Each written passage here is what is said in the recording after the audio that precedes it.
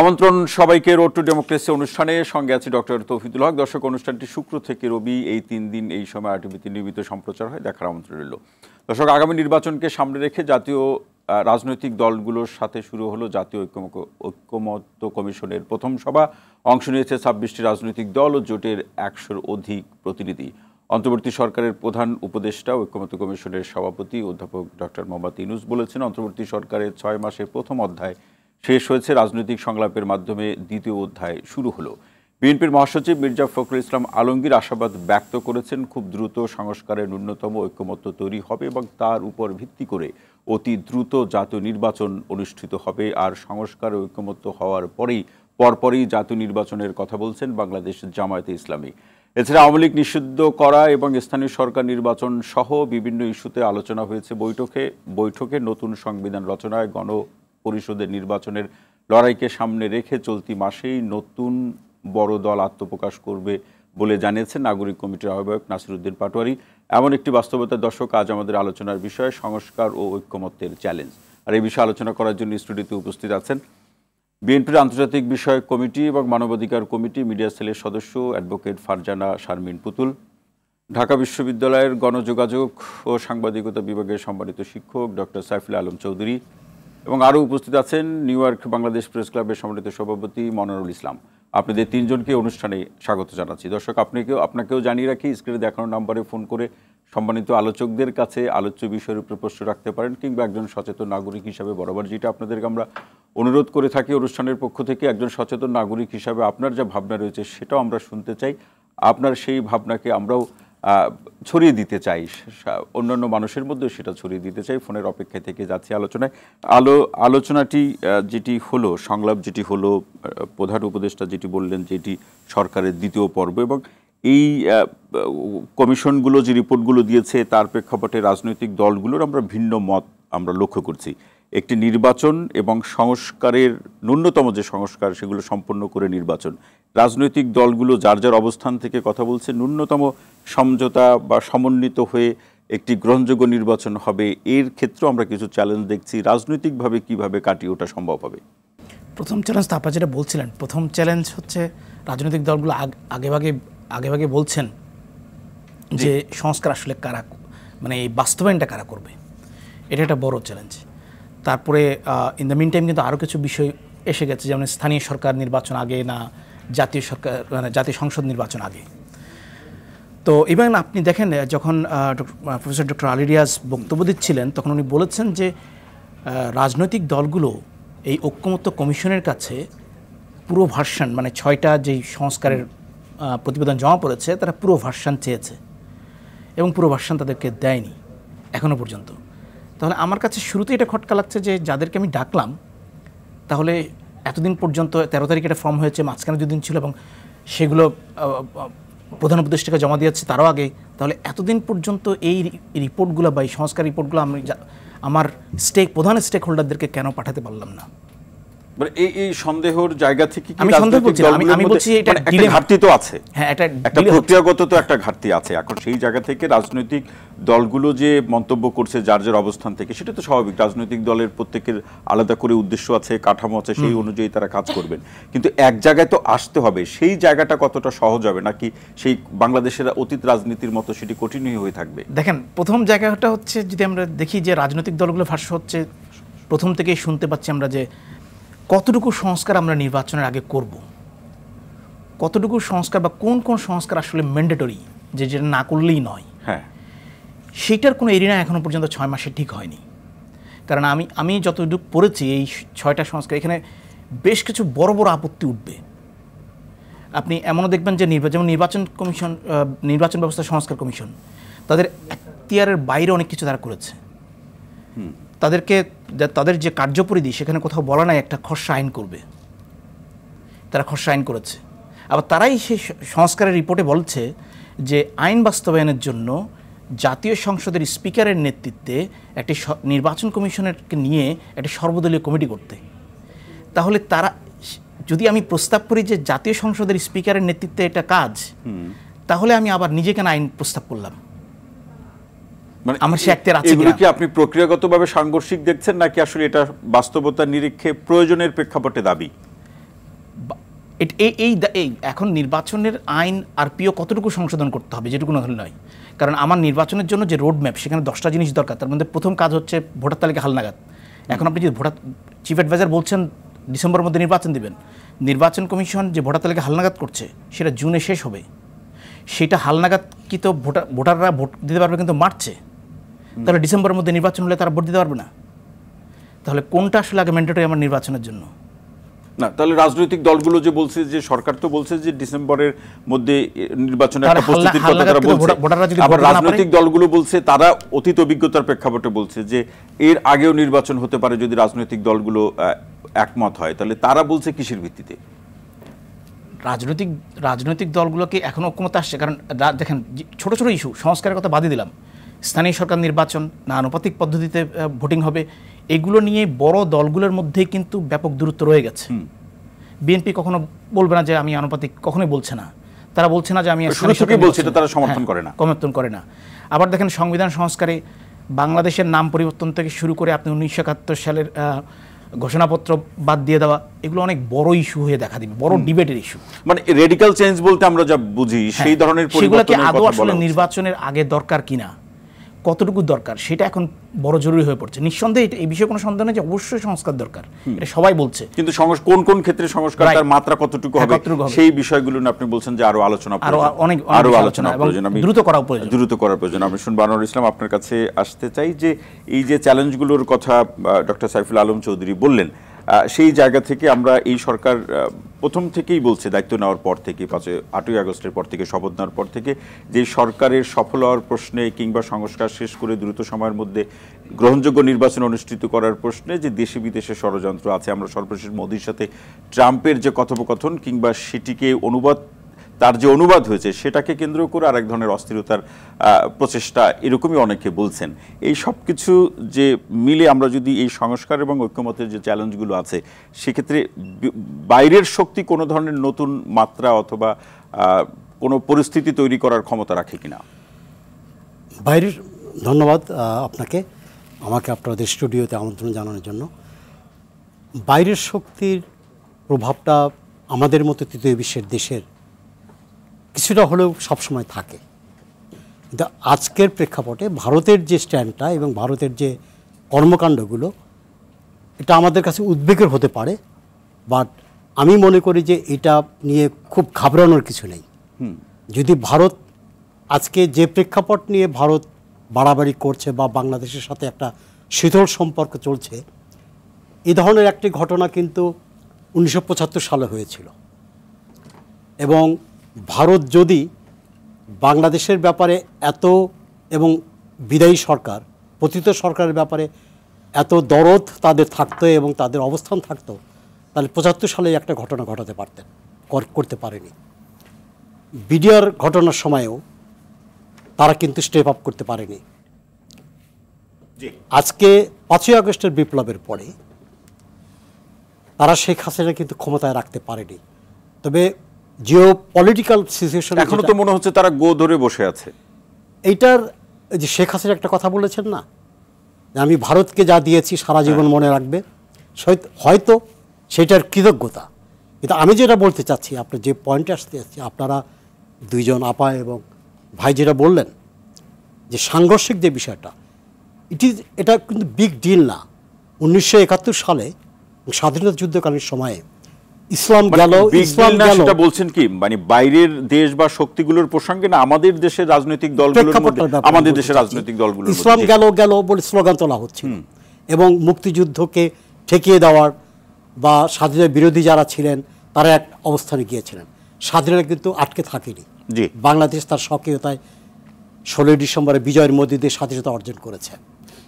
গত 17টি বছর একটি দল মুক্তিযুদ্ধের চেতনা করতে করতে ওইটাকে সেল করার চেষ্টা করেছেন এবং তার জনগণের উপরে চেতনার আর কিছু বাকি নাই, অচেতনা করে ফেলে, অচেতনায় করেছে সমগ্র জাতিকে। আজকে 5ই আগস্টের বিপ্লবের পরে একটি সংস্কার ধোয়া তোলা হয়েছে এবং দেখা যাচ্ছে যে জাতি যখন একটা বারবার ঐক্যবদ্ধ হয় একটি আকাঙ্ক্ষা নিয়ে, 1971 ছিল স্বাধীনতার আকাঙ্ক্ষা, 90-এর আন্দোলন ছিল গণতন্ত্র মুক্তির আকাঙ্ক্ষা, এবারের গণঅভ্যুত্থান গণ অভ্যুত্থান ছিল ফ্যাসিবাদ বিরোধী একটি শাসনের অবসানের আকাঙ্ক্ষা। না তো জনগণ যে সেই আন্দোলন জায়গা থেকে যে প্রক্রিয়া বা যে কাঠামোর কারণে ফেসিবাদ সৃষ্টি হয় সেখানে যদি সংস্কার করা না হয় তাহলে ফেসিবাদ তো বারবারই তৈরি হবে। তাহলে ওই আপনার 1971 সালে ইসলাম গেল ভাবটা আসবে, চেতনা গেল ভাবটা আসবে। আপনার আসল জায়গায় জনগণের আকাঙ্ক্ষার জায়গায় আপনারা কখনোই বুঝতে পারেন না। তাহলে জনগণের মুক্তি কোথায়? আজকে জনগণ যে রাজপথে নেমেছিল, আজকে ছাত্ররা শুরু করেছিল, এটা তাদের প্রশংসা করা উচিত। এবং আমি তো মনে করি যে কিছু ছাত্র এবং ছাত্র নেতৃত্ব যে পরিমাণ অবদান, ত্যাগ, তিতিক্ষা, নির্যাতন শুরু করেছে, তারা বীরশ্রেষ্ঠ বা বীর প্রতীকের তাদের আপনি কি মনে করেন এই মুহূর্তে সকল রাজনৈতিক দল শিক্ষার্থীদের সেই আত্মত্যাগকে কি স্বীকার করে, নাকি সেখানে একটা ভাগাভাগির আলোচনা শুরু হলো? কনফিউশন আছে এবং কন্ট্রাডিকশন আছে। আমি যে কথাটা বারবার বলতে চাচ্ছি যে জনগণ কিন্তু এই সংস্কারের দিকে তাকে আন্দোলন দেয়নি। সংস্কারের একটাই লক্ষ্য ছিল, এই দেশের যে ব্যক্তিটি, যে মহিলাটি, যে প্রধানমন্ত্রী একটি গণতান্ত্রিক রাজনৈতিক স্বাভাবিক ধারাকে হত্যা করেছে, ফ্যাসিবাদ কায়েম করেছে, তার বিদায় হোক আগে। জনগণ কিন্তু বলেনি, টার্মস অফ রেফারেন্স আগে দেওয়া হয়নি। আপনি মনে করছেন তার বিদায় মানে কি সংস্কার শেষ? না, আমি সেটা বলছি না। আচ্ছা, মিনিমাম একটা সংস্কার করে, যেটা একটা গণতান্ত্রিক নির্বাচিত নিরপেক্ষ সরকারের অধীনে অবাধ সুষ্ঠু নির্বাচনের আয়োজন পর্যন্ত নির্বাচিত প্রতিনিধিরাই কার্যত সংস্কার করতে পারে। আপনাকে বাংলাদেশের নাম পরিবর্তনের স্লোগানে বিপ্লব হয় না, সেটা এই সরকার পারবে না কেন? এটি তো জন আকাঙ্ক্ষার সরকার, জনগণের ম্যান্ডেটেড সরকার না। আপনাকে বুঝতে হবে, একটা গণ অভ্যুত্থান হয়েছে, এরপরে ডক্টর মোহাম্মদ ইউনূসের নেতৃত্বে এই সরকার দায়িত্ব নিয়েছে, এখানে জনগণের ম্যান্ডেট নাই, সেটা আপনি বলছেন? আমি বলছি যে এটা একটা বিপ্লব হয়েছে, একটা রেভলিউশন হয়েছে একটি ফ্যাসিবাদ সরকারের বিরুদ্ধে। জি, কিন্তু জনগণ কিন্তু আপনাকে ম্যান্ডেট দেয়নি যে আপনি একটা সংস্কার করবেন, সংস্কারের পরেই, সম্পূর্ণ সংস্কারের পরেই নির্বাচন হবে, এটা কিন্তু ম্যান্ডেট দেয়নি। না, তাহলে তো এই কথাটা মনোয়ার ইসলাম ভাই, এই কথাটা তো রাজনৈতিক দলগুলো খুব জোরালোভাবে বলতে পারে, তারাও তো সেটা জোরালোভাবে বলছে না। তারা দ্রুত নির্বাচন, আবার খুব ন্যূনতম সময়ের মধ্যে নির্বাচন বলছেন। এই রাজনৈতিক দলগুলো এতদিন কোথায় ছিল? 17টি বছর তারা রাজপথে নামতে পারেনি, তাদের মাসল শো করতে পারেনি, তাদের একেবারেই কি পারেনি, কিন্তু ঘরে তো তুলে দিয়েছে। কিন্তু এই ছাত্ররা যাদের নেতৃত্বে এবং যাদের পিছনে, যারা রাজনৈতিক দলগুলোর প্রতি জনগণ আস্থা রাখতে পারেনি, এখন কি হবে? এখন পারছে। এখন তাদের উদ্দেশ্য কি? যে ট্রেন্ড নিয়ে, যে আকাঙ্ক্ষা নিয়ে বিপ্লব হয়েছে, যে আকাঙ্ক্ষা নিয়ে জনগণ মাঠে নেমেছিল, ছেলে মেয়েকে হাত ধরে রাস্তায় নামিয়েছিল, সেই আকাঙ্ক্ষার দিকে কি এই তত্ত্বাবধায়ক সরকার বা বলি, আর আমরা অন্তর্বর্তীকালীন সরকার বলি, তারা কি আকাঙ্ক্ষাটা পূরণ করতে পারছেন? আপনি রাস্তায় যান, মানুষের সাথে কথা বলেন, তাদের পালসটা বোঝার চেষ্টা করেন, তারা কি হ্যাপি? যে আকাঙ্ক্ষা নিয়ে বিপ্লব ঘটিয়েছে, শহীদ হয়েছে, সেই আকাঙ্ক্ষাকে আমরা গত 6 মাসে পূরণ করতে পেরেছি? পারছি কি পারছে না, সেই আলোচনাটি আপনি সামনে তুলে আনছেন। আর মনোয়ার ইসলাম ভাই, এই পরবর্তী পর্যায়ে আরও আলোচনা শুনবো। অ্যাডভোকেট ফারজানা শারমিন পুতুল আপা আলোচনা শুনতে চাই, ক্ষমা করবেন, শুরুতে শুনতে পারলে খুব ভালো হতো। কিন্তু আমরা এই পর্যায়ে দুজন সম্মানিত আলোচকের আপনি আলোচনা শুনলেন যে আসলে সংস্কার এবং ঐক্যমত্যের সামনে রেখে সরকারের পক্ষ থেকে যে আজকে আয়োজন, তার সেখানে আলোচনা শেষ করে সরকারের সম্মানিত প্রধান উপদেষ্টা তিনিও বক্তব্য রেখেছেন, রাজনৈতিক দলগুলো এই সভা শেষ করে যার যার অবস্থান থেকে কথা বলেছেন। মনে হচ্ছে যে এখনো যে যার মতো করে হাঁটছে। অনেকগুলো বিষয় আসলে সবকিছু মিলিয়ে রাজনৈতিক যে দলগুলো আছে, এদের প্রতিটা রাজনৈতিক দলের কিন্তু নিজস্ব স্ট্র্যাটেজি আছে, নিজস্ব পলিসি আছে, নিজস্ব নীতি আছে। জি, তারা তাদের প্রত্যেকে নিজস্ব জায়গা থেকে কথা বলবে, সেটাই স্বাভাবিক। যে সংস্কার বলেন, গণ অভ্যুত্থান বলেন, বিপ্লব বলেন, ক্রেডিট নেওয়া বা না নেওয়ার বিষয়, যে বিষয়গুলো উঠে আসছে, এটা আমি মনে করি যে এই সময়ের বাস্তব আলোচনা আসতেই পারে। এই আলোচনা আসবে, কথা আসবে, তর্ক হবে, বিতর্ক হবে। এটাকে আমি নেগেটিভ কোনো সেন্সে দেখি না। প্রশ্নটা হচ্ছে যে এখন বাংলাদেশের কি করা উচিত। বাংলাদেশ বলতে আমরা যেটা মনে করি, এখন বর্তমান যে সরকার আছে, যে অভিভাবক আছে বাংলাদেশে, সেই জায়গাটা থেকে কোন দিকে যাওয়া উচিত, কি করা উচিত।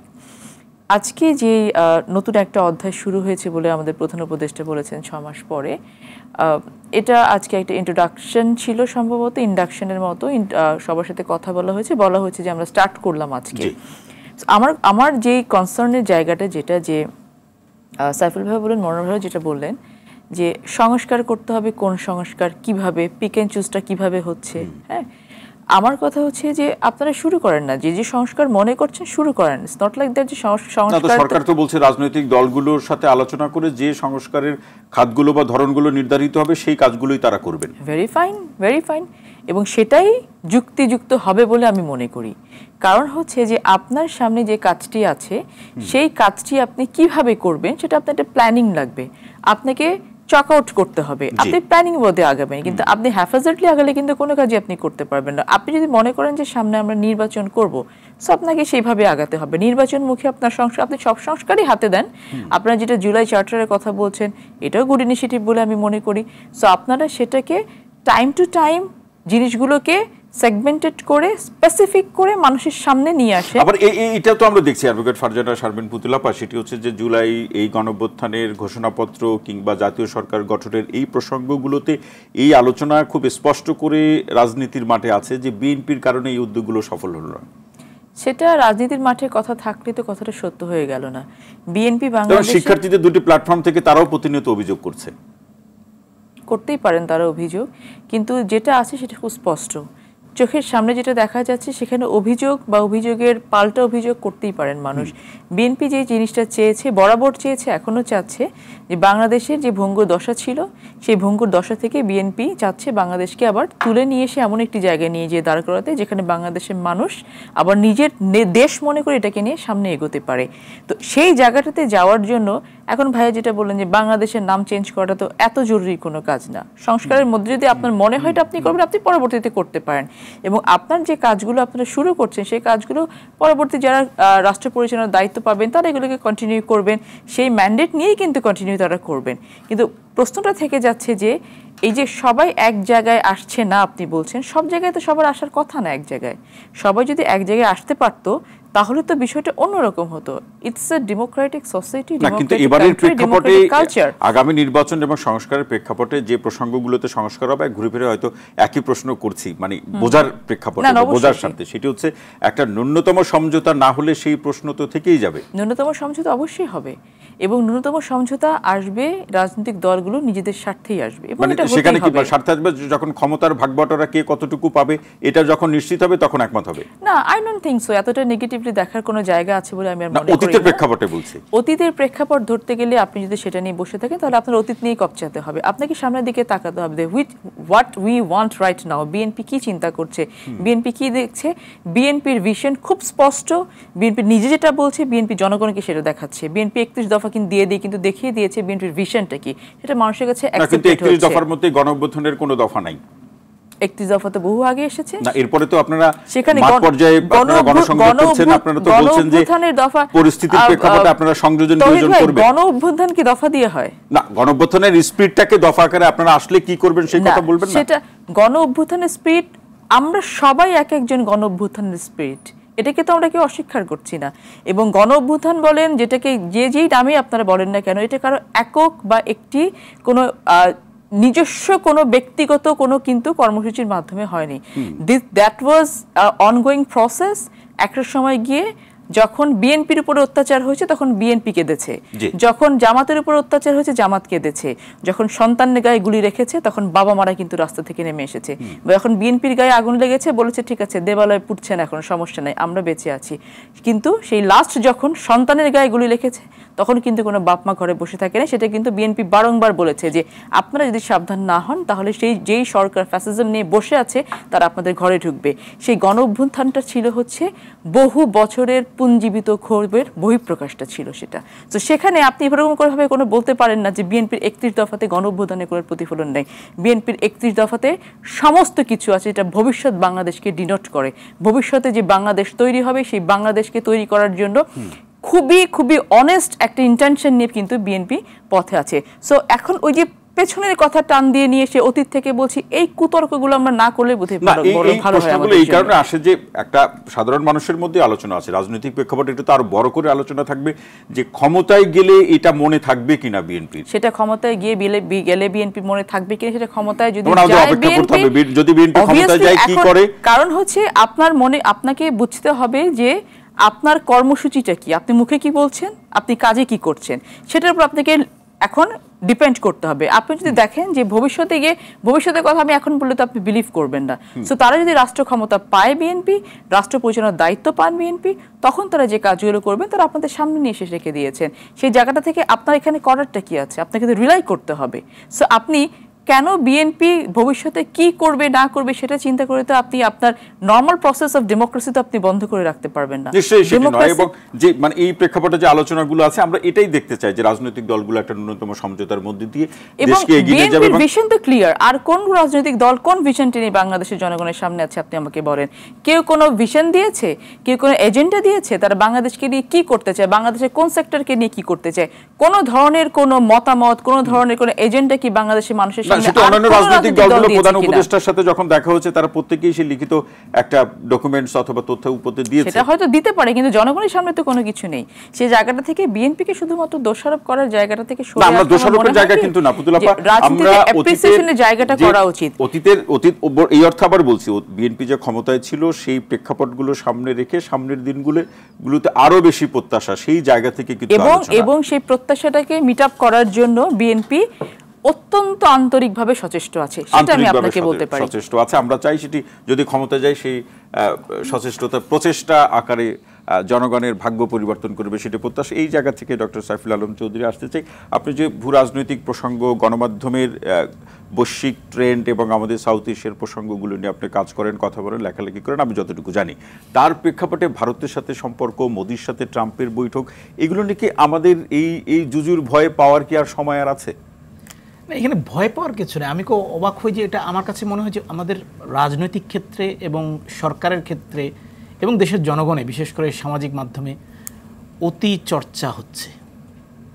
এই বিষয়গুলো এত চর্চার কিছু নেই। ট্রাম্পের সাথে মোদি বৈঠক করবে সেটা ওদের দুই দেশের বিষয়, হ্যাঁ, এটা বাংলাদেশের কিছু আসে যায় না।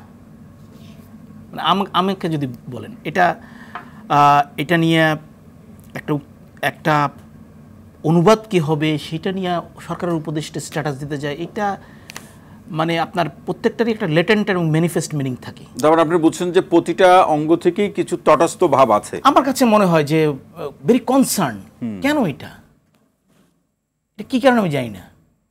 ভারত আমার নেইবার, আমার সাথে কূটনৈতিক এবং রাজনৈতিক খুবই যতটুকু সুসম্পর্ক, মানে 50-50, দুদেশেই কেউ কাউকে ছাড় দিবে না। এটা শুধু ভারতের সাথে না, এটা আমেরিকার সাথে, এটা আমার নেপালের সাথে, যে দেশের সাথে হোক, আমি কাউকে আমার দেশের স্বার্থ ক্ষুণ্ণ করে আমি কাউকে ছাড় দেব না। ভারত তো গত 15 বছর বা 17 বছর বেশি পেয়েছে, এখন সেই জায়গা থেকে তার এই লোভ সে কিভাবে সংবরণ করবে? বেশি পেলে এখন আমি বেশি তুলে নিব, আমার ইন্টেনশন হবে সেটাই। সেক্ষেত্রে আমরা সকল রাজনৈতিক দল এক থাকতে পারবে? কেন পারবে না? আমাদেরও তো প্রশ্ন, কেন পারবে না? কিন্তু আমরা কি দেখতে পাই? এখন তো রাজনৈতিক দলের বিষয় না, রাজনৈতিক দলকে বলে নাই সরকারকে কি বলে নাই আপনি ভারতের সাথে দুঃসম্পর্ক রাখেন বা সুসম্পর্ক রাখেন। সমস্ত রাজনৈতিক দল বলছে যে সমস্ত নেভারের সাথে, শুধু সমস্ত নেভার না, যে কোনো বিশ্বের যে কোনো দেশের সাথে আমার 50-50 রিলেশন থাকতে হবে না। কিন্তু ভারতের কূটনৈতিক মহলের সর্বোচ্চ পর্যায় থেকে যখন আলোচনা হয় যে নির্বাচিত সরকার আসলেই তাদের সাথে ভারত কাজ করবে, এটা তাদের স্ট্র্যাটেজি হতেই পারে। এটা তো আমরা কিছু বলতে পারবো না। নির্বাচিত সরকার, এটা তো আমরা কিছু বলতে পারবো না, কিন্তু এই বক্তব্য কোনো কিছু ইঙ্গিত করে কি? যখন বিক্রম মিশ্রে আসেন তখন তাকে উনিও একটা কি বলে যে মিডিয়াতে ইন্টারভিউ দিয়েছিলাম, ওখানে চিফ অ্যাডভাইজার ওখান থেকে বের হয়ে উনি বলেছিলেন যে আমাদের যে চুক্তিগুলো রিভিউ করার কথা, আমি যতটুকু মনে পড়ে আর কি, বলে যে আমরা কোনো নির্বাচিত সরকার ছাড়া আমরা চুক্তিগুলো রিভিউ করব না। সো চুক্তিগুলোতে তাহলে একটা কথা হচ্ছে চুক্তিগুলো ওপেন, কিন্তু এটা কিন্তু আমাদের পররাষ্ট্র মন্ত্রণালয়ের একজন এডিশনাল সেক্রেটারি বলেছেন একদিন, এরপর একজন অ্যাডভাইজার বলেছেন, এবং আপনি বাংলাদেশের যে ইন্ডিয়ান হাই কমিশন তাদের ওয়েবসাইটে গেলে এগুলো চুক্তিগুলো পাওয়া যায়। সো আমার কথা হচ্ছে আমাদের দেশে তো কম এক্সপার্ট নেই, চুক্তিগুলো জ্বালানি, ট্রানজিট, যোগাযোগ, অনেক কিছুতে চুক্তি হয়েছে। তো সেই চুক্তিগুলো যদি আমি মনে করি যে এই মুহূর্তের রিভিউ করে দেখি যে আমার দেশের সাথে কোনো হচ্ছে, তো আমার তো চুক্তিতে অপশন আছে, আমি বাদ দিব। আমার স্বার্থ কতটুকু সমুন্নত থাকবে হ্যাঁ, আমার চুক্তিগুলোর মাধ্যমে, আমার স্বার্থ সেটি ওকে দেখতেই ফাইন। হবে। গত আওয়ামী লীগ সরকার আমার স্বার্থ দেখেনি, সে এখানে আমি 20% পাচ্ছি, ইন্ডিয়া পাচ্ছে 80%, এটা বাদ দিব। এটা নিয়ে তো পলিটিক্স করার কিছু না, নেই। এখন এটা আপনি ব্যক্তিগতভাবে যতটা একজন নাগরিক হিসেবে, একজন বিশ্ববিদ্যালয়ের শিক্ষক হিসেবে যতটা স্পষ্টভাবে বলতে পারছেন, আপনার কাছে কি মনে হয় যে রাজনৈতিক দলগুলো তত স্পষ্ট করে বলতে পারছে রাজনৈতিক কিনা? দলগুলো এখানে আসবে কেন? এটা তো তত্ত্বাবধায়ক ইন্টারিম গভর্নমেন্ট চালাচ্ছে। না, কিন্তু রাজনৈতিক দলের প্রেক্ষাপটের কথা তো ভারতের পক্ষ থেকে বলা হচ্ছে, সেই জায়গা থেকে মূল দায় অর্থাৎ দায়িত্বের জায়গাটি তো রাজনৈতিক দলগুলোকেই দেখেন, ভবিষ্যতে পালন করতে হবে। আমাদের দেশে এবং ভারতেও, মানে ভারতে বাংলাদেশ আর আমাদের দেশে ভারত, ভোটের একটা বড় কার্ড, এটা আমরা জানি। হ্যাঁ, এবং আরেকটা হচ্ছে যেহেতু আবার রিলিজিয়ানের দিক থেকেও দুটো দেশ অঙ্গাঙ্গিভাবে জড়িত, কালচারের দিক থেকেও, ফলে এটা অস্বীকার করা যাবে না যে ভারত নিয়ে বাংলাদেশে এবং ভারতে বাংলাদেশ নিয়ে যে ভোটের রাজনীতির, ভোট ব্যাংকের যে একটা হিসাব আছে, সেটাকে আপনি চাইলেও উড়িয়ে দিতে পারবো না। সেটা নিয়ে রাজনীতি হবে, কিন্তু সরকারের স্বচ্ছতা থাকা উচিত, এতটা উত্তেজিত হওয়ার কিছু নেই। সেই রাজনীতিতে বাংলাদেশের স্বার্থ সবার আগে। ডেফিনেটলি এখানে কোনো ছাড় হতে পারে না। মনোয়ার ইসলাম ভাই, আসতে চাই যে আপনি বলছিলেন যে প্রথম দিকের আলোচনায় যে সাধারণ মানুষের সাথে কথা বলে দেখা প্রয়োজন। নিশ্চয়ই আপনি কথা বলেছেন বিভিন্ন পর্যায়ের মানুষের সাথে, যে এই 6 মাসে বর্তমান সরকার জন আকাঙ্ক্ষা কতটুকু পূরণ করতে পেরেছে, পাশাপাশি সংস্কারের মধ্য দিয়ে একটি গ্রহণযোগ্য নির্বাচনের প্রশ্ন, এবং সেই জায়গাতে শিক্ষার্থীদের যে দুটি প্ল্যাটফর্ম, তাদের নতুন দল আসবে, তারা কিভাবে কাজ করবে, দলের প্রক্রিয়া কেমন হবে, গণমাধ্যমে যতটুকু খবর প্রকাশিত হয়েছে বা একজন সম্মানিত উপদেষ্টা একটা গণমাধ্যমে বক্তব্যের মধ্যে দিয়ে আমাদের জানার সুযোগ হচ্ছে। আপনার কাছে কি মনে হয় যে নতুন দল ঘোষণা করার পরে বাংলাদেশের রাজনীতিতে নতুন করে কোনো সমীকরণ তৈরি হবে কিনা? আমি মনে করি না। হ্যাঁ, রাজনৈতিক দল করার অধিকার সবার আছে, জি, এবং ছাত্ররা তাদের রাজনৈতিক অভিজ্ঞতা যে নেই এটা আপনারা সবাই জানেন এবং জাতি জানে। তারপরেও তাদের যে শক্তি, মেধা এবং তাদের যে সাহস, এটা কিন্তু সারা জাতি দেখেছে। সুতরাং তাদের মধ্যে এক ধরনের ওই জায়গা থেকে এখন তার একটা অবস্থানে আছেন, তাদের একটা আকাঙ্ক্ষা থাকতেই পারে, এবং সেই দলটি গঠন করলে যদি জনগণ তাদের চায় তাদের সাথে যাবে, এটা দোষের কিছু না। Let them do it. এখনকার দেশের পরিস্থিতি যা, সেখানে আবার ক্ষমতার ভাগাভাগির একটা আলোচনা আছে। ভাগাভাগি মানে হলো নির্বাচন হলে ভাগাভাগি, নির্বাচনের নির্বাচনের আগে তো ভাগাভাগি, নির্বাচন হবে দ্যাট কোশ্চেন। আজকে যে বাংলাদেশের যে সংকটটা তৈরি হচ্ছে বা হতে যাচ্ছে, আমি স্পষ্টভাবে বলতে চাই, জি, সেটা হলো বিএনপি ভার্সেস জামাতে ইসলাম। এটা আপনি নিশ্চিত? আমার ধারণা এবং আমার অভিজ্ঞতা। আচ্ছা, আজকে বিএনপি কিন্তু এক সময় তো পরস্পর জোটগত বন্ধু, সেই মধুচন্দ্রিমা হয়তোবা আসলে জামাত ইসলাম এবং আওয়ামী লীগ বা বিএনপির যে রাজনৈতিক যদি আপনি 53 বছরের ধারাবাহিকতা লক্ষ্য করেন, এই জামাতে ইসলাম কিন্তু 91 সালের নির্বাচনে 91 হ্যাঁ, নির্বাচনে বিএনপি ঘরনার হয়েই, মানে আশীর্বাদ নিয়েই তারা নির্বাচন করেছে। কিন্তু নির্বাচনের পরে যখন সরকারটা বিএনপি গঠন করলো 93-94 সালে, এই জামাত ইসলামী বিএনপির সাহচর্য ত্যাগ করে আওয়ামী লীগের সাথে ঐক্যবদ্ধ হলো, তারা যুগপৎ আন্দোলন করলো। শেখ হাসিনার সাথে আমি তখন পার্লামেন্ট বিট কাভার করি, এবং যেদিনকে নিজামী এবং শেখ হাসিনার 5 দলের সাথে বা 15 দলের সাথে যৌথ মিটিং হয়, সেখানে আমি নিউজটা কাভার করেছিলাম। অনেকে প্রশ্নও তুলেছিলেন। সেদিন তো জামাতের ব্যাপারে আওয়ামী লীগ কিছু বলেনি। অতীত প্রেক্ষাপট, জোট, বিএনপি এবং জামাত ইসলামের প্রসঙ্গ ধরে আলোচনা করছিলেন। তার প্রেক্ষাপটের সূত্র হলো সামনের দিনগুলোতে কোনো ভালো কিছু আসবে কিনা। জনগণ ভালো কিছু দেখতে চায়, আমি জনগণের বিষয়টিকে প্রাধান্য দিচ্ছি। তারা বারবার ত্যাগ করে, বিসর্জন দেয় অনেক কিছু, কিন্তু সরকার যায় সরকার আসে, জনগণের ভাগ্যের কোনো পরিবর্তন হয় না। আজকে যে 5ই আগস্টের যে বিপ্লবটা হয়েছে, যে পরিবর্তনটা হয়েছে, ফ্যাসিবাদের যে বিদায় হয়েছে, জনগণ ভালো কিছু দেখতে চায়। তাদের আশা আকাঙ্ক্ষার যে প্রতীক, যেমন একটা সুস্থ রাজনৈতিক ধারা গড়ে উঠুক, চালু হোক এই দেশে। যে ছেলেটি আজ থেকে 18 বছর বা 20 বছর আগে জন্ম নিয়েছে, সে ভোট কি জীবনে দেখেনি, ভোট উৎসবে কোন দিন সে হাজির হতে পারেনি, ভোট দিতে পারেনি। আজকে সেই ভোটিং কালচারটা যদি আমরা করতে চাই, একটা জবাবদিহিমূলক সরকার গঠন করতে চাই, নির্বাচন ফার্স্ট। নাম্বার 2, এই সরকারকে আজকে জনগণের মাঝে শঙ্কা, উদ্বেগ, উৎকণ্ঠা বিরাজ করছে। কি নিয়ে? কি হচ্ছে দেশে?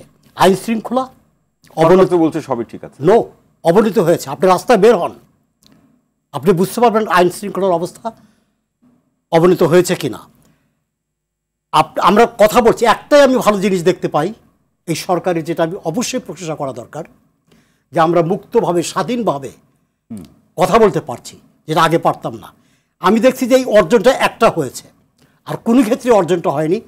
যে ফ্যাসিবাদের যে কাঠামোগুলো রেখে গেছে, দুর্নীতি বলেন, আমি বুকে হাত দিয়ে বলতে পারি, দুর্নীতি গত সরকারে যা ছিল এখন দুর্নীতি আরো বেশি হচ্ছে। বেশি হচ্ছে, দুর্নীতি হবে না এটাই তো কমিটমেন্ট। ওই যে অনেকের ক্ষুধার্ত, ক্ষুধা তাই বলে এত হচ্ছে। তো আমার এলাকায়, আমি বিভিন্ন এলাকায় জানি যে গত 6 মাসে বিএনপি এবং জামাতের নেতাদেরকে আওয়ামী লীগের লোকজন ব্যাগে ব্যাগে টাকা দিয়ে এসছে।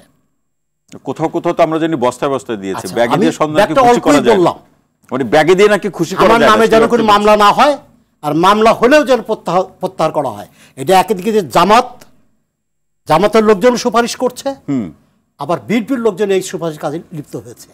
এবং আপনারা দেখতে পাবেন উইদিন 6 মান্থ জামাতের লোকজন কি পরিমাণ অর্থের মালিক হয়েছে। আমি একটা ছোট্ট উদাহরণ দিই। তারা তো বলছে তারা ওই লাইনে হাঁটে না, তাহলে তাদের বিরুদ্ধে এই ব্যাখ্যা বলছেন কি করে? ওই লাইনে হাঁটে না মুখের কথা, বাস্তবতা ভিন্ন। বাস্তবতা ভিন্ন। তো আমি যেটা বলছি, এই যে ঘুষ খাওয়ার হার আগে ছিল, আমি যেটা জেনেছি যে 10%, একটা কন্ট্রাক্টর একটা কাজ নিতে হলে তাকে 10% দিতে হয়। জি, এখন রেট বেড়ে গেছে। তো মানুষ এখন রেট বেড়েছে মানে অনেকজনকে দিতে হয়, অনেকজন কিন্তু হয়, পার্সেন্টেজে বেড়ে গেছে। 10% এখন 15%। তো এগুলো ভালো লক্ষণ না, এগুলো ভালো লক্ষণ না। এই প্রসঙ্গে এই আপনার এই আলোচনা ধরে আমি অ্যাডভোকেট ফারজানা শারমিন বুতুল আপনার কাছে আসতে চাই যে প্রান্তিক পর্যায়ে বিএনপি এবং জামাতের কোনো কোনো নেতাকর্মীর বিরুদ্ধে যে অভিযোগের প্রসঙ্গ মনোয়ার ইসলাম ভাই উল্লেখ করলেন, এই অভিযোগ আমরা শুরু থেকে গণমাধ্যমে জানি, যার বিরুদ্ধে অভিযোগ আপনারা সাংগঠনিক ব্যবস্থা নিয়েছেন, এটাও খুব ভালো দিক। কিন্তু প্রসঙ্গ হচ্ছে যে গণঅভ্যুত্থানের স্পিরিট বা যারা জীবন দিয়ে এই পরিবর্তনটা ঘটিয়েছেন বা পরিবর্তন করেছেন, তাদের জীবনের মূল্য যখন সকল পর্যায়ে নেতাকর্মীদের স্পর্শ না করে, সেই জায়গায় তো প্রশ্নটা থেকে যায়। এই কারণে বারবার প্রশ্ন করা না, খুবই প্রশ্নটা তো খুবই যৌক্তিক প্রশ্ন। এবং যে বাংলাদেশ আমরা দেখতে চাই, সেই বাংলাদেশ আমরা ওভারনাইট করে ফেলতে পারবো, এটাই বা আমরা কেমন করে চিন্তা করছি। যে ধ্বংসযজ্ঞ চলেছে 16-17 বছর ধরে, সিস্টেমেটিক্যালি যে ডিস্ট্রাকশনগুলো করা হয়েছে বাংলাদেশের সমস্ত প্রতিষ্ঠানগুলোকে, এবং সব থেকে বড় যে চেঞ্জেসটা আনা হয়েছে মানুষের মানসিকতাতে, যে উই ক্যান ডু এনিথিং যদি আমাদের হাতে পাওয়ার থাকে, এই জিনিসটা তো মানুষের ভেতরে ঢুকে দেওয়া হয়েছে। তো আপনি কেন মনে করছেন যে সেটা ওভারনাইট চলে যাবে মানুষের ভেতর থেকে? সো এটাতে আমাদেরকে কাজ করতে হবে। যে সংস্কার সরকার যেটা বলছে, সো আমি খুব খুশি হতাম যদি দেখতাম যে এই খুব কোর জায়গাগুলোতে, বেসিক জায়গাগুলোতে গভর্নমেন্ট হাত দিয়ে সংস্কার করে ব্যবস্থাগুলো করলেন। মনোল ভাই যেটা বলছিলেন যে আইন শৃঙ্খলা রক্ষাকারী, মানে বাংলাদেশে আইন শৃঙ্খলার যে অবস্থা, বাংলাদেশের গভর্নমেন্টকে, এখনকার গভর্নমেন্টকে আমি বলতে কখনো শুনিনি যে তারা বলছেন যে সব ঠিক আছে। এটা মনে হয় একটু মিস স্টেটমেন্ট হয়েছে, তারা এটা বলছেন না কখনো। তারা নিজেরাও জানেন যে তারা সব কিছু ঠিক রাখতে পারছেন না, এবং পারছেন না এটা যৌক্তিক কারণও আছে। কারণ একজন ইন্টারিম গভর্নমেন্টের পক্ষে সেই সমস্ত কাজ করা সম্ভব না যেটা একটা পলিটিক্যাল গভর্নমেন্টের পক্ষে করা সম্ভব। এটা আপনি যতই অস্বীকার করেন না কেন, this is the structure, this is the rule. Democratic সোসাইটিতে, ডেমোক্রেটিক কান্ট্রিতে যেখানে একটি সোশ্যাল কন্ট্রাক্ট থাকে রাষ্ট্রের সাথে জনগণের, সেই জায়গাটাতে যে নেক্সাসটা থাকে, যে সম্পর্কটা থাকে, সেটাই গভর্নমেন্টের সাথে করা সম্ভব না। ভারত বলেছে যে আমি পলিটিক্যাল গভর্নমেন্ট ছাড়া কোনো ইনভেস্ট করব না। এটা যেমন শোনা গেছে, আমি ফরেন অ্যাফেয়ার্সে কাজ করি, আমরা বিভিন্ন ডিপ্লোম্যাটসদের সাথে যখন বসেছি বা তাদের যেসব অফিসারদের সাথে যখন বসি, আমরা কিন্তু এই তথ্য তাদের কাছ থেকে পাই, তারা একটা স্টেবল কন্ডিশনের জন্য ওয়েট করছে ফর দ্য ইনভেস্টমেন্ট। সো আপনাকে এই জিনিসটা, সেই স্টেবল কন্ডিশন মানে কি কোনো রাজনৈতিক দলের সাথে পূর্ব আলোচনা? না, সেটা কেন হবে? রাজনৈতিক দলের সাথে পূর্ব আলোচনা না, একটি রাজনৈতিক দলের সাথে না, একটি স্টেবল স্টেটের সাথে আরেকটি স্টেটের সম্পর্কটা কিভাবে তারা এগিয়ে নিয়ে যাবে, ইনভেস্টমেন্ট তারা একটা ইনভেস্ট করবে সেটা কি করে সিকিউর থাকবে? কারণ তারা জানে যে এই গভর্নমেন্টের সাথে যে চুক্তিটা হবে এই প্রত্যেকটা যে কোনো কিছু কিন্তু আপনার পার্লামেন্টকে রেটিফাই করে নিতে হবে। তো ভবিষ্যৎ গভর্নমেন্ট যদি না করে আমার ইনভেস্টমেন্টের কি হবে? It's a very natural thing, খুব ভেরি লজিক্যাল। তো এখানে কাউকে দোষ দিয়ে কোনো কিছু লাগলে কেন এই গভর্নমেন্টের আমার ইনভেস্টমেন্ট হচ্ছে না, এই গভর্নমেন্টকে সে কোয়েশ্চেন করে কোনো লাভ নেই।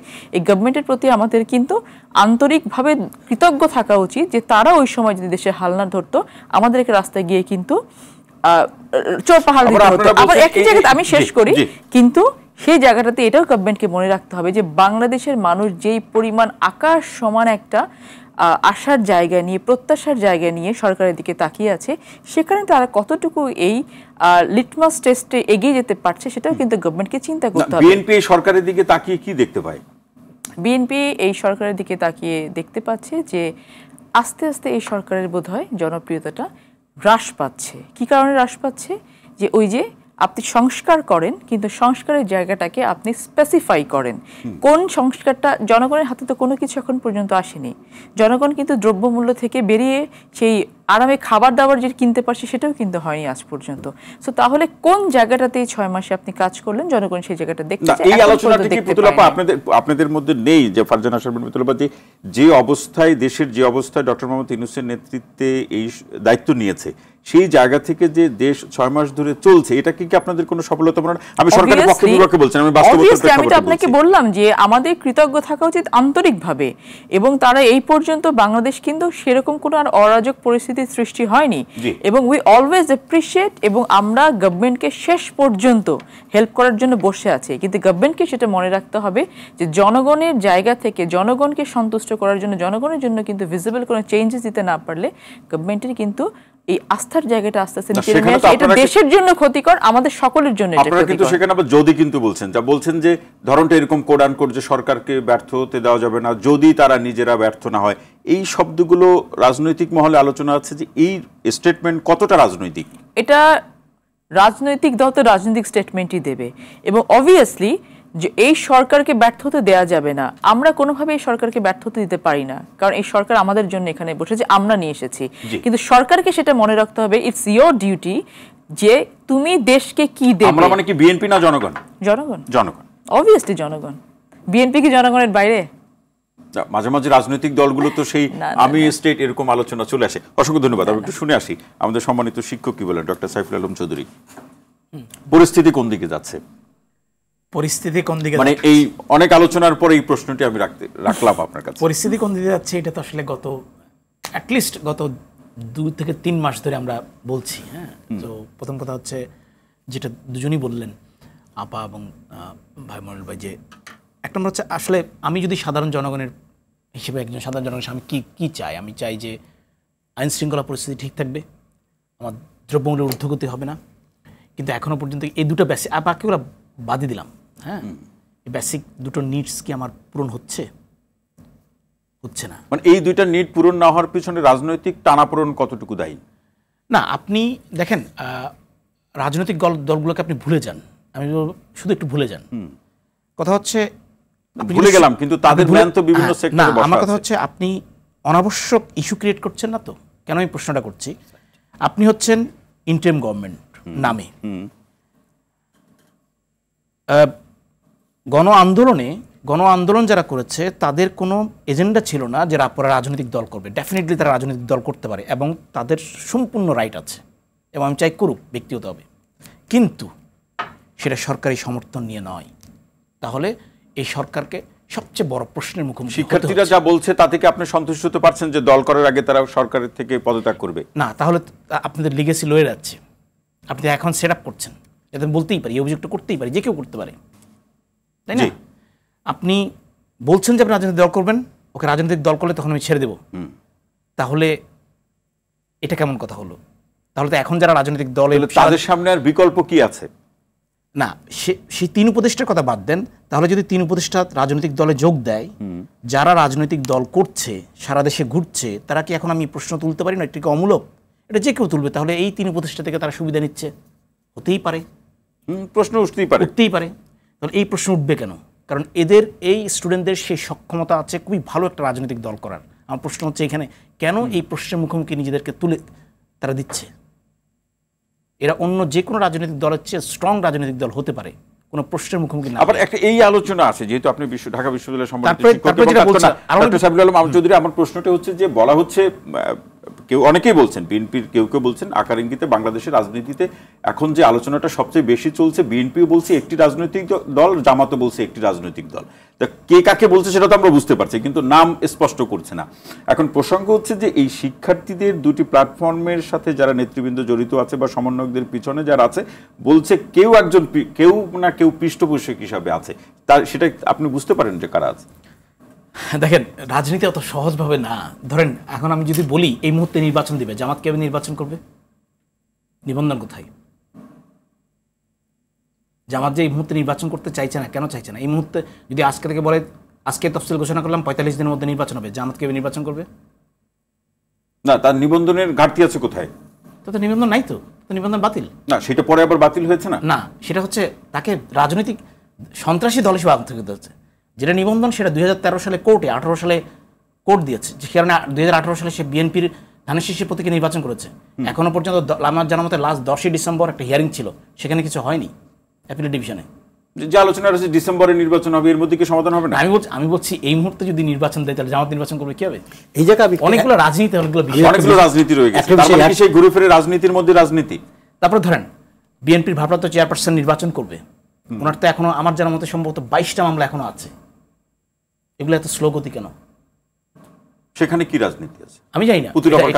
চেষ্টা করব। যে আজকে আপনারা যে সংকটের কথা বলছেন, আমি তো কোনো সংকট দেখি না। আপনি তো আলোচনা সংকটটা হলো দুইটা জিনিসের মধ্যে, একটা BNP versus Awami League, sorry BNP versus Jamaat, এই দুই দলের ভিতরে সংকট। তারা সংকট সৃষ্টি করছে এবং সংকট বজায় রাখছে। এই কারণে আজকে আমাদের রাজনৈতিক প্রেক্ষাপটে সংকট বজায় রাখছে কি? সংকটই সম্ভাবনা? সংকট সম্ভাবনা হলে তো দেশ ভালো পথে এগোতো, সেটাও সম্ভাবনা নেই। আজকে বিএনপির আজকের যে বর্তমান অবস্থাটা, বিএনপি একটি সংগঠিত দল, বৃহৎ রাজনৈতিক দল। আজকে বা 6 মাস বা 1 বছরের মধ্যে নির্বাচন হলে তাদের ধারণা যে তারা নির্বাচন জিতবে এবং তারা পাওয়ারে যাবে। কে কার কথা বলছে? বিএনপি। জামাতের ধারণা যে তাদের এখনো দলটি ওইভাবে জনগণের সাথে সম্পৃক্ততা নিয়ে একটা ক্ষমতায় যাওয়ার মতো পপুলার পার্টি হতে পারেনি, তারা সময় নিচ্ছে। এই 6 মাসে, এই স্বাধীনতার পর থেকে এই পর্যন্ত সময় জামাত আজকে স্বর্গে বাস করছে। জামাত যে সুযোগ সুবিধা ভোগ করছে, তারা যে হানিমুনে আছে এই তত্ত্বাবধায়ক সরকারের আমলে, এবং এই সময়ের মধ্যে তাহলে তো আপনি ঠিকই বলছেন, তারা কেন নির্বাচন যাবে? এবং তারা এ কারণেই, যদি এই সাধারণ নির্বাচনের কথা যেটা আমরা বলছি, মাননীয় প্রধান উপদেষ্টা যে ডিসেম্বরকে টাইমলাইন হিসেবে ঘোষণা করেছেন, যদি নির্বাচন না হয় এটা প্রধানতম কারণ হবে জামাতে ইসলাম, এবং তাদের অসহযোগিতার কারণেই নির্বাচন পিছিয়ে না। কিন্তু তাদের শব্দটা কিন্তু বলছে সংস্কার শেষে নির্বাচন। সংস্কার, এটাকে আপনি অসহযোগিতার কাতারে আমি বলে গেলাম, আজকে আমি প্রবাসে থাকি, জি, এই সম্পূর্ণ সংস্কার করে যদি নির্বাচন হয় আপনারা নির্বাচন করতে পারবেন না, লেখেন না আপনারা, এটা আপনি নিশ্চিত? এটা নিশ্চিত। মানে কি আপনি জীবদ্দশা সম্পূর্ণ সংস্কার শেষে নির্বাচন করাটা কঠিন হয়ে যাবে? আমার এই প্রশ্নের সাথে আরেকটি প্রশ্ন, যে নতুন দল নিয়ে বিএনপির পক্ষ থেকে আমরা নানা মন্তব্য শুনছি, এই পর্যায়ে এসে শিক্ষার্থীদের পক্ষ থেকে যে নতুন দলের ঘোষণার কথা আমরা শুনছি, সেটা নিয়ে বিএনপির সর্বশেষ ভাবনা কি? প্রথম কথা হচ্ছে যে সংস্কার রিলেটেড যে মন্তব্যগুলো আসে, এই মন্তব্যগুলোর মধ্যে সব থেকে মানে খুবই ফালতু এবং ইম্যাচিওর মন্তব্য আমার মনে হয় যে সংস্কার শেষ না করে নির্বাচন করা যাবে না। সংস্কার এটা একটা চলমান প্রক্রিয়া, কোনো একটা গভর্নমেন্টের পক্ষে কিন্তু সম্ভব না যে কোনো কিছু শেষ করা, ঠিক আছে? সো 4 বছর 5 বছর একটা সরকার যখন থাকে ক্ষমতাতে, তখন কিন্তু সব শেষ করে যেতে পারে না। সো আপনি আজকে শুরু করেছেন কোনো একটা সংস্কার, এটা শেষ কবে হবে কেউই জানে না। আজকে শেষ হতে পারে, কালকে শেষ হতে পারে, 2 বছর 5 বছর 4 বছর লাগতে পারে। সো যারা এই কথাটা বলে একেবারে মানে অমূলক একটা কুতর্ক করার জন্য। সেক্ষেত্রে আপনারা একটা সুবিধাজনক শব্দ বলেন যে এটা ধারাবাহিক প্রক্রিয়া। এটা ধারাবাহিক প্রক্রিয়া, এটা সুবিধাজনক শব্দ না, this is the fact and this is the reality. এখন কিন্তু রিয়েলিটিকে অস্বীকার করতে চায়, তাহলে তো এটা বোকার স্বর্গে বাস করা। দ্বিতীয়ত কথা হচ্ছে যে বাংলাদেশে নতুন দল বিষয় কি, যতগুলো রাজনৈতিক দল আসবে বিএনপি সবগুলোকে ওয়েলকাম করবে। বিএনপি একটি প্রো ডেমোক্রেটিক পার্টি এবং তারা চায় যে বাংলাদেশে একটি গণতান্ত্রিক পরিবেশ বজায় থাকুক। কোনো সমস্যা নেই, যতগুলো রাজনৈতিক দল আসুক, এটা তো একটা কন্টেস্ট হবে। বিএনপি বলেছে আমরা নির্বাচন চাই, আপনারা নির্বাচনটা দেন। জনগণ ভোট দিতে পারেনি, আমি আজ পর্যন্ত ভোট দিতে পারিনি, ভোটটা দেই। যতগুলোই দল আসলো আমার জোটে আসলো, তাহলে তোর অসুবিধা হওয়ার কথা না। আমরা তো জোটের কথা বলি নাই, আমরা বলেছি যারা যারা এই গণ অভ্যুত্থানের পেছনে নিজেদের ত্যাগ করেছে, স্বীকার করেছেন, প্রত্যেককে নিয়ে আমরা, প্রত্যেকটা রাজনৈতিক দলকে নিয়ে আমরা প্রয়োজন হলে আমরা জাতীয় সরকার গঠন করব। আপনারা যারা মনে করেন জাতীয় সরকারে আসতে চাইবেন, এখনো পর্যন্ত এই মন্তব্যে এবং এর শেষ করি, যারা মনে করবেন জাতীয় সরকার আমাদের সাথে থাকবেন, যদি রাষ্ট্র ক্ষমতা বা রাষ্ট্র পরিচালনার দায়িত্ব আমরা পাই, সেক্ষেত্রে যারা যারা মনে করেন আমাদের জাতীয় সরকারের প্রস্তাব গ্রহণ করবেন, আপনারা আসবেন। যারা যারা মনে করেন বিরোধী দলে থাকবেন, বিরোধী দলে থাকবেন। We want a functional parliament, যেখানে স্তুতিবাক্য হবে না, যেখানে গান গাওয়া হবে না, যেখানে কবিতা আবৃত্তি হবে না। ওই ব্যাপারে কোনো কম্প্রোমাইজ হবে না, যে পার্লামেন্টটা নানা দিক থেকে ফাংশনাল হতে হবে। আমি শেষ লাইনটি আপনাকে দিয়ে শেষ করব, তবে তার আগে ডক্টর সাইফুল আলম শেষ লাইন শুনবো, একেবারে এক লাইনই শেষ করবেন। শেষ মন্তব্য কি বলবেন? যত দ্রুত সম্ভব প্রয়োজনীয় প্রয়োজনীয় মানে কি, একবারে খুবই ম্যান্ডেটরি, যেটা ইলেকশন রিলেটেড। জি, কারণ সময় অনেক চলে গেছে, 6 মাস অনেক। জি, তো ফলে যত দ্রুত সম্ভব নির্বাচন দিয়ে দেওয়া। অসংখ্য ধন্যবাদ মনোয়ার ইসলাম। আমারও একই কথা, যে যত দ্রুত সম্ভব একটি নির্বাচন বাংলাদেশিরা দেখতে চায়, সেটা হোক। আরেকটি কথা আমি শেষ করতে চাই, যে ছাত্ররা যে স্ট্রেংথ তারা দেখিয়েছে, তাদের বুদ্ধিমত্তা দেখিয়েছে, আমি অনুরোধ করব সরকারি থেকে দলটি গঠন করবেন না, মানুষ ভালোভাবে। অসংখ্য ধন্যবাদ অ্যাডভোকেট ফারজানা শারমিন পুতুল। বাংলাদেশকে বাংলাদেশের জনগণের হাতে ফিরিয়ে দিতে হবে। তার সব থেকে প্রাইম কাজটা হচ্ছে সেটার জন্য একটি বাংলাদেশে গ্রহণযোগ্য পার্টিসিপেটরি নির্বাচন অনুষ্ঠান করা, যেটা বর্তমান সরকারের একেবারে প্রাইম কনসার্ন হওয়া উচিত এবং সেদিকে আগানো উচিত, যাতে কোনো প্রশ্ন না থাকে। কোনো প্রশ্ন না। অসংখ্য ধন্যবাদ অ্যাডভোকেট ফারজানা শারমিন পুতুল, ডক্টর সাইফুল আলম চৌধুরী এবং মনোয়ারুল ইসলাম। আপনাদের তিনজনকে অসংখ্য ধন্যবাদ আজকের আলোচনা আমাদের সময় দেওয়ার জন্য। প্রিয় দর্শক, আজকের মতো রোড টু ডেমোক্রেসি অনুষ্ঠানটি এখানেই শেষ করছি। সবাই ভালো থাকুন, সুস্থ থাকুন, নিরাপদে থাকুন। সঙ্গে থাকার জন্য অসংখ্য ধন্যবাদ।